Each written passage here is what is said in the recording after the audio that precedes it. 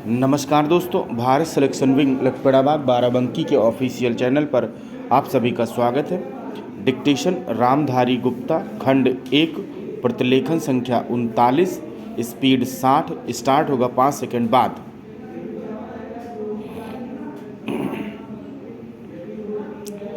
अध्यक्ष महोदय, मैं निवेदन करना चाहता हूँ कि सरकार को यह निश्चय करना चाहिए कि इस बिल का सही उपयोग किया जाएगा।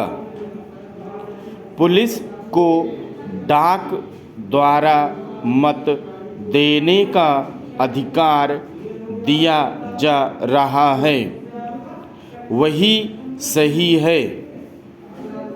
वह अधिकार इससे पहले ही दिया जाना चाहिए था, लेकिन आजकल चुनावों में जो गड़बड़ी होती है उसको दूर करने के लिए सरकार को मूल अधिनियम में संशोधन करना चाहिए।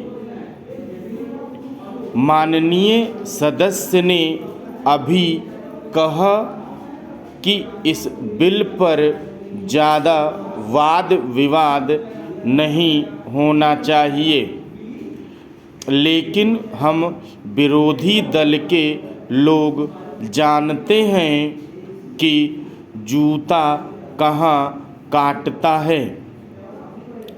अगर कांग्रेस पार्टी चुनाव से पहले गद्दी छोड़ दे और सरकार में न रहे, तब हम देखेंगे कि कांग्रेस को कितने वोट मिलते हैं। चूँकि चुनाव के समय कांग्रेस पार्टी के हाथ में सरकार रहती है, इसलिए उसको इतने वोट मिल जाते हैं। मैंने मध्य प्रदेश में देखा है कि हमारे कुछ कर्मचारियों को आरोप लगाकर पकड़ लिया गया है।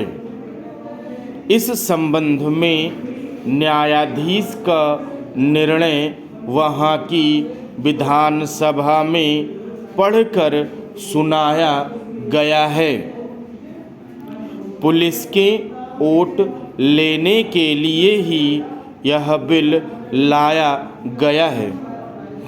हमें डर लगता है कि पुलिस पर दबाव डाला जाएगा।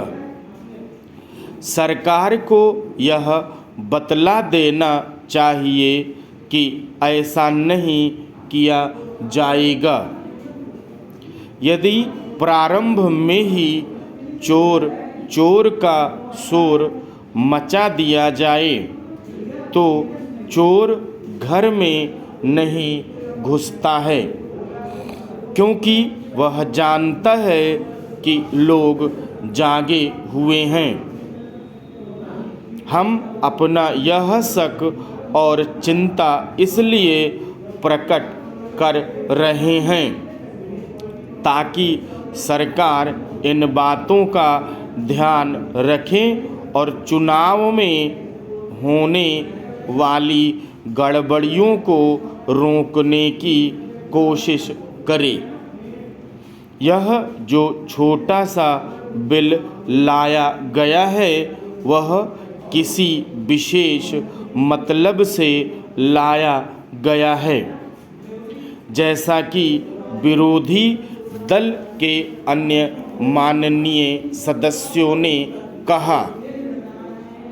यह बिल किसी विशेष पार्टी के हितों के लिए नहीं लाया गया है। केवल अपने प्रदेश से बाहर काम करने वाले पुलिस के आदमियों को डाक द्वारा मत देने का अधिकार देने के लिए नहीं लाया गया है। मैं निवेदन करना चाहता हूँ कि अभी देश में वे स्थितियाँ पैदा नहीं हुई हैं जिनमें वह अपनी मत के अनुसार जिसको चाहे वोट दे सके।